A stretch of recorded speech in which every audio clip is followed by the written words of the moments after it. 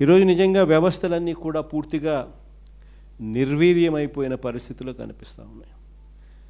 ఎక్కడ చూసినా అరాచకమే, ఎక్కడ చూసినా అవినీతి కనిపిస్తూ ఉన్న పరిస్థితులు. ఏది ముట్టుకున్నా కూడా అసలు రాష్ట్ర ప్రభుత్వం ఎందుకు ఉంది, ఎలా పనిచేస్తూ ఉంది అని చెప్పి ఒకసారి ఒక సామాన్యుడిగా ఒకసారి ఆలోచన చేస్తే అసలు ఈ రాష్ట్ర ప్రభుత్వానికి పాలన మీద ధ్యాస లేదు. కేవలం ఈరోజు వీళ్ళ దృష్టిలో పాలన అన్నది ఎందుకు అంటే ఈరోజు ఎంత ఆదాయము, ఈరోజు ముగిసే లోపల రేపటికి ఇంకా ఎంత ఆదాయాలు పెంచుకోవాలి, సొంత ఆదాయాలు ఎలా పెంచుకోవాలి అనే వాటి మీద తప్ప వేరే ధ్యాసే లేదు వీళ్ళకు. ఈరోజు ఎక్కడ చూసినా కూడా విచ్చలవిడిగా కరప్షన్. రాష్ట్రానికి సంబంధించిన ఆదాయాలు తగ్గుతూ ఉన్నాయి, రాష్ట్రానికి రావాల్సిన ఆదాయాలు తగ్గుతూ ఉన్నాయి. రాష్ట్రానికి రావాల్సిన ఆదాయాలు పక్కదావ పట్టి ఏకంగా చంద్రబాబు నాయుడు గారు, ఆయన కొడుకు, ఆయనకు సంబంధించిన బెనామీలు, ఆయనకు సంబంధించిన మనుషులు వాళ్ళ జోబిలోకి ఆదాయాలు పోతూ ఉన్నాయి. దోచుకో, పంచుకో, తినుకో అన్నది ప్రస్ఫుటంగా కూడా కనిపిస్తూ ఉంది. ఏది చూసినా కూడా దోపిడీయే. ఇసుక దగ్గర నుంచి మొదలు పెడితే రాష్ట్రానికి సంబంధించిన ఆదాయాలు తగ్గుతూ ఉన్నాయి. మరోవైపు ఇసుక చూస్తే మన హయాంలో కన్నా రెండింతలు ఎక్కువ రేటుకు అమ్ముడుపోతూ ఉంది. రాష్ట్రానికి సంబంధించిన ఖజానాకు రావాల్సిన డబ్బులు పోతూ ఉన్నాయి. ఇసుకైనా అంతే, మట్టి అయినా అంతే, క్వాడ్స్ అయినా అంతే, సిలికా అయినా అంతే, లాటరైట్ అయినా అంతే, చివరికి లిక్కర్ ఏ స్థాయిలోకి వెళ్ళిపోయిందో మనం అంతా కూడా చూస్తూ ఉన్నాం. విచ్చలవిడిగా ఈరోజు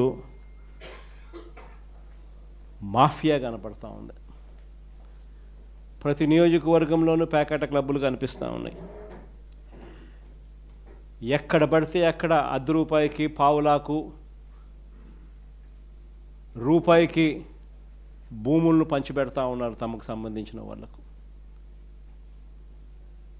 పవర్ పర్చేస్ అగ్రిమెంట్స్ మన హయాంలో ₹2.49 మనం పవర్ పర్చేస్ అగ్రిమెంట్లు మనం చేస్తే ప్రజలకు మంచి జరగాలి, రైతులకు మంచి జరగాలి, మరో 30 సంవత్సరాలు రాష్ట్ర ప్రభుత్వం మీద భారం పడకూడదని మనం చేస్తే నానా యాగి చేసిన వీళ్ళు ఈరోజు ₹4.60 ఈరోజు పవర్ పర్చేస్ అగ్రిమెంట్స్ పీపీఎల్ చేసుకుంటా ఉన్నారు.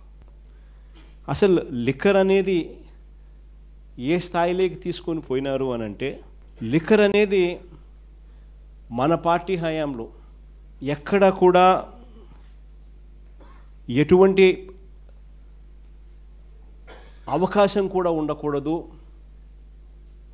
లిక్కర్లో క్వాలిటీ అనేది ఒక అంశంగా కూడా ఉండకూడదు అనే ఉద్దేశంతో వైఎస్ఆర్సీపీ హయాంలో ఏకంగా లిక్కర్ తయారు చేసే కంపెనీలు ప్రఖ్యాతగాంచిన డిస్టిలరీస్ నుంచే ప్రొక్యూర్ చేసేటివి.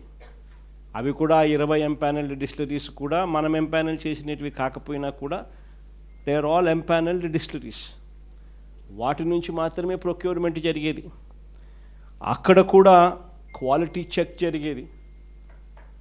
అక్కడ కూడా క్వాలిటీ చెక్ చేసిన తర్వాత అవి ఎటువంటి తప్పుదోవలు పోకోకుండా నేరుగా ప్రభుత్వ దుకాణాల్లోకి మాత్రమే వచ్చేది.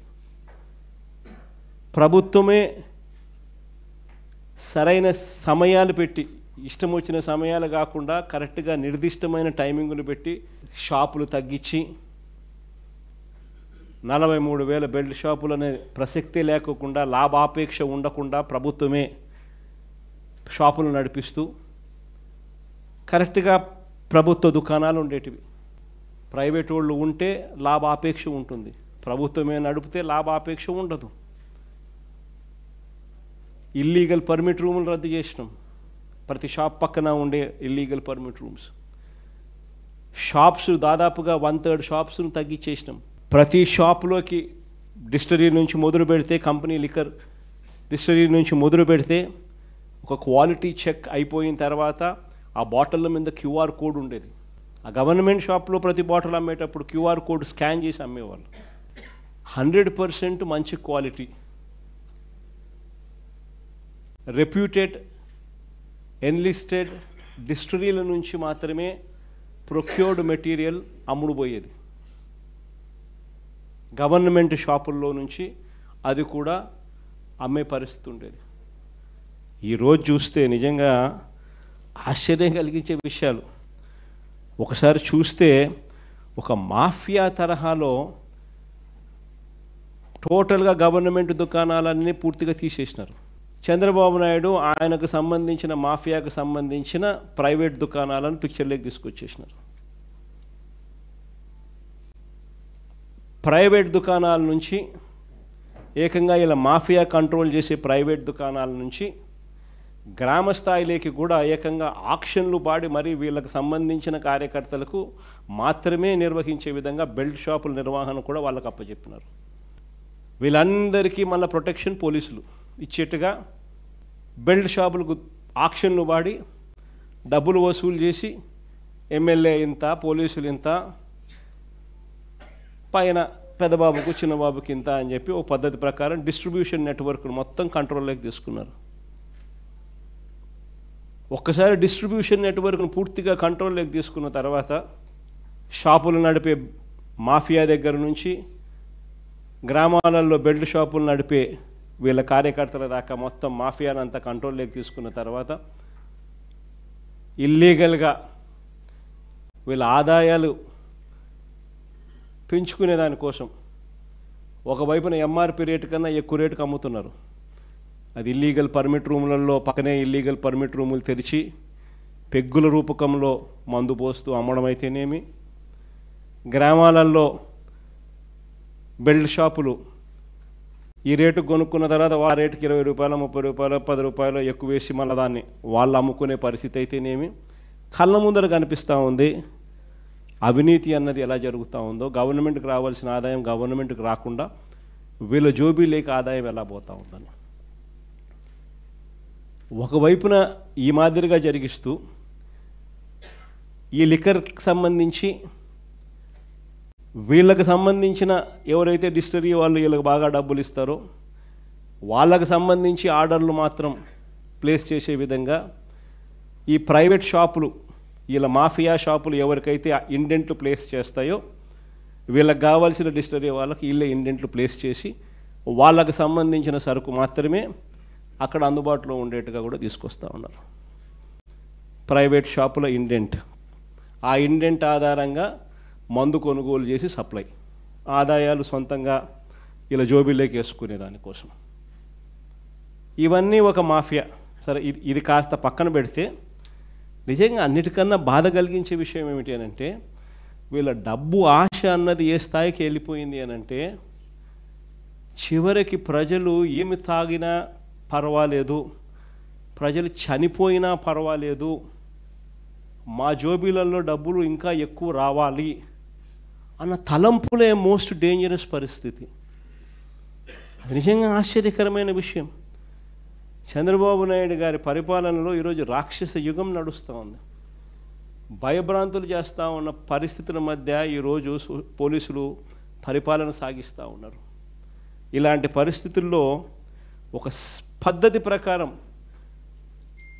కల్తీ మద్యం కుటీర పరిశ్రమల్లా,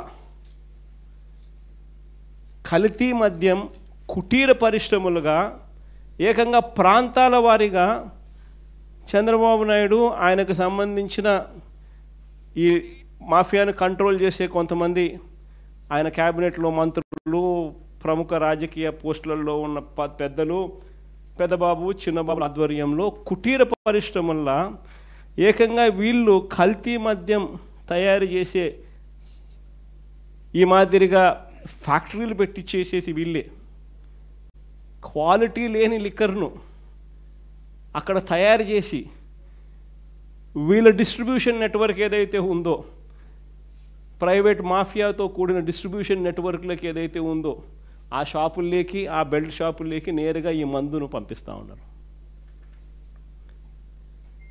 ఆశ్చర్యం కలిగించే విషయం ఏంటంటే ప్రతి 4-5 బాటిళ్లలో ఒక బాటిల్ కల్తీ బాటిల్ తాగి మనుషులు చనిపోతా ఉన్న పరిస్థితులు. అసలు నిజంగా చూస్తే ఒక సిండికేట్ పద్ధతి ప్రకారం ఏ ఏ ప్రాంతాలు ఎవరెవరు పంచుకుంటున్నారు అన్నట్టుగా పంచుకుంటూ మొన్న తంబళ్ళపల్లెలో మనం చూసాం. తెలుగుదేశం పార్టీ ఇన్ఛార్జ్ అక్కడ వైఎస్ఆర్సీపీకి సంబంధించిన ఎమ్మెల్యే గెలిచినాడు. కాబట్టి అక్కడ తెలుగుదేశం పార్టీ ఇన్ఛార్జ్ అంటే రాష్ట్రం కంటెస్ట్ చేసినాడు, ఆయన పేరు జయచంద్ర రెడ్డి.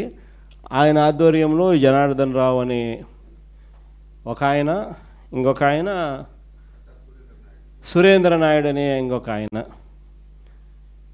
ఆ ఏరియాను వాళ్ళు పంచుకుంటూ వీళ్ళకు సూపర్విజన్ బాధ్యతలు, వీళ్ళ మీద సూపర్విజన్ బాధ్యతలు వాళ్ళ అన్నమయ్య జిల్లాకు సంబంధించిన మంత్రి రాంప్రసాద్, వీళ్ళకి సూపర్విజన్ బాధ్యతలు.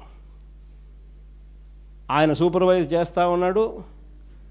ఆ ఏరియా అంతా వీళ్ళు పంచుకున్నారు. అక్కడ కుటీర పరిశ్రమ ఏకంగా బాటళ్ళు ఏకంగా మందులు తయారు చేస్తూ ఉన్నారు. బాటళ్ళు కనిపిస్తూ ఉన్నాయి. అసలు కుటీర పరిశ్రమలు, దానికి ఒక ట్యాంకులు, మూతలు, బాటళ్ళు, లేబుళ్ళు అన్నీ రాష్ట్రాన్ని ప్రాంతాల వారుగా నకిలీ మద్యం దందా సాగిస్తూ ఉన్నారు. అదో ఆయన సురేంద్ర నాయుడు, ఆ మంత్రి నారా లోకేష్తో కట్టా సురేంద్ర నాయుడు, లోకేష్ అబ్బా కొడుకు కంటెస్ట్ చేసిన క్యాండిడేట్ తమ్మలపల్లిలో, చంద్రబాబుతో ఈ జనార్దన్ రావు, ఈయన ఆయన జయచంద్ర రెడ్డి, ఆ సురేంద్ర నాయుడు, వీళ్ళంతా పార్ట్నర్స్. బీఫామ్ ఇస్తాడు చంద్రబాబు నాయుడు, బాగా కంటెస్ట్ చేయనైనా నువ్వు, ఇంకా ఎమ్మెల్యే అయ్యి ఇంకా అంత రకరకాలుగా ప్రజలను ఇంకా హింసించు అని చెప్పి ఏకంగా బీఫాము. తర్వాత ఆయన మంత్రి సూపర్విజన్, ఆయన రాంప్రసాద్ రెడ్డి, ఆయన మంత్రి. ఆయన ఈ బాధ్యతలన్నీ కూడా కలెక్ట్ చేయడము, ఇవన్నీ ప్రాపర్గా జరిగించడము, డబ్బులు కలెక్ట్ చేసి చిన్నబాబుకింత పెద్దబాబుకింత డిస్ట్రిబ్యూషను, ఆయన ఎమ్మెల్యే క్యాండిడేట్కి ఇంత. ఆ డిస్ట్రిబ్యూట్ చేసిన నెట్వర్క్లో ఆ మాఫియా సామ్రాజ్యానికి బెల్ట్ షాపులు నడుపుతూ ఉన్న మిగతా తెలుగుదేశం పార్టీ వాళ్లకు అందరికీ తలా ఇంత పంపకాలలో ఏకంగా మంత్రి దగ్గరుండి చేయించడం. ఆ సామ్రాజ్యం అక్కడి నుంచి విస్తరిస్తే నెక్స్ట్ సామ్రాజ్యం ఆ ఏరియా నుంచి కొంచెం ముందుకు పోతే కృష్ణా గుంటూరు జిల్లా ఈ సామ్రాజ్యానికి నెక్స్ట్ విస్తరించడం. ఇక్కడ చూస్తే ఇబ్రహీంపట్నంలో ఏకంగా ఒక చోట కాదు 2 చోట్ల భారీగా, ఇబ్రహీంపట్నంలో 2 చోట్ల పెద్ద ఎత్తున పట్టుబడ్డ బాటిళ్ళు, తయారీ యూనిట్లు. ఇబ్రహీంపట్నం ఇది 2 చోట్ల. ట్రాన్స్పోర్ట్ అక్కడి నుంచి రావాలంటే కష్టం కదా, అంత ఎక్కువ ఖర్చు ఎక్కువ అవుతుంది కదా. ఇదైతే కుటీర పరిశ్రమలు ఆడంటే ఆడబెట్టేసేయచ్చు కదా. ఏకంగా చూస్తే ఆడ వీళ్ళే బాటిళ్ళు, వీళ్ళే బ్రాండ్లు, వీళ్ళే లేబుళ్ళు, అన్నీ వీళ్ళే. లేబుళ్ళు కూడా అన్ని ప్రమాణంగా పెట్టినారు. Kerala Malt, Old Admiral, Manjeera Blue, Classic Blue, అక్కడ ఎక్కడ చూసినా కాటన్ బాక్సులతో స్పిరిట్ నింపిన క్యాన్లు. ఈ స్పిరిట్ క్యాన్లు, ఖాళీ సీసాలు, గోడౌన్లతో పట్టుబడిన ప్యాకింగ్ యంత్రాలను చూసి ఎక్సైజ్ అధికారులే విస్తుపోయినారు. రకరకాల కుటీర పరిశ్రమల మధ్య ఇది ఎంత కూడా జరుగుతాం. ఇది ఈ ఏరియా ఏంది, కృష్ణా గుంటూరుకు సంబంధించి ఇబ్రహీంపట్నంలో జరుగుతూ ఉన్న 2వ ఏరియా. ఇది రేపల్ల. ఆ నుంచి డిస్ట్రిబ్యూషన్ సెంటర్స్ కృష్ణా ఇబ్రహీంపట్నం నుంచి రేపల్లెకు అట్లా నెక్స్ట్ విస్తరించడం. పాలకొల్లు, అది కుటీర పరిశ్రమ. చూడు ఎంత బాగుందో కుటీర పరిశ్రమ, అసలు ఏ లెవెల్లో పెట్టినారో. మిషన్లకు తోడు క్యాన్లకు తోడు స్పిరిట్లు, బాటిళ్ళు, లేబుళ్ళు, అన్ని ఫ్రాంచైజ్, నీట్గా ఫ్రాంచైజ్ పద్ధతులలో కుటీర పరిశ్రమల మాదిరి విస్తరించుకుంటూ పోతూ ఉన్నారు. ఇది పాలకొల్లులో జరిగింది. ఇది అమలాపురంలో కూడా చూడు మిషను, నీట్గా మిషన్లు, బాక్సులు, కల్తీ మద్యము, బాటిళ్ళు, లేబుళ్ళు, మూతలు, స్పిరిట్ అన్నీ ఇంక్లూడింగ్ మిషన్లు. మళ్ళీ ఎక్కడ వాళ్ళందరినీ బయట వాళ్ళందరినీ తీసేసినారనుకో, ఆ మాస్కులు తీసేస్తే అంత తెలుగుదేశం కార్యకర్తలు అని చెప్పి కనపడతారు కాబట్టి మాస్కులు మూసేయడం. నెల్లూరులో డిస్ట్రిబ్యూషన్ ఛానల్ ఆ నుంచి ఏకంగా రాయలసీమ ప్రాంతం నుంచి పక్కన చిత్తూరులో జరుగుతాను తమ్మలపల్లి నుంచి అటు డిస్ట్రిబ్యూషన్ నెట్వర్క్ నెల్లూరుకు. అనకాపల్లి జిల్లా పర్వాడలో పట్టుబడిన నకిలీ మద్యం, పర్వాడలో కూడా కుటీర పరిశ్రమ. ఏకంగా ఈ పర్వాడలో కుటీర పరిశ్రమకు ఈ మాదిరిగా బ్రాండ్లు కూడా సప్లై చేస్తున్నారు. చూడు ఏ లెవెల్లో బ్రాండ్ సప్లై చేయడము అని, లేబుల్స్కి సంబంధించిన బండిల్స్. చూడండి చక్కగా అయిన స్పీకరు. పరవాడలో నకిలీ మద్యం తయారీలో స్పీకర్ అయ్యన్న పాత్రుడు సన్నిహితుడు రుత్తుల రాము, అక్కడ ఫ్రాంచైజీ ఓనర్. ఆ ఫ్రాంచైజీ ఓనరు, దానికి వెనకలు ఉండేది ఆయన అయ్యన్న పాత్రుడు స్పీకర్. ఆయన ఆ ఏరియాకి సంబంధించి ఫ్రాంచైజీ బాధ్యతలు తీసుకున్నాడు.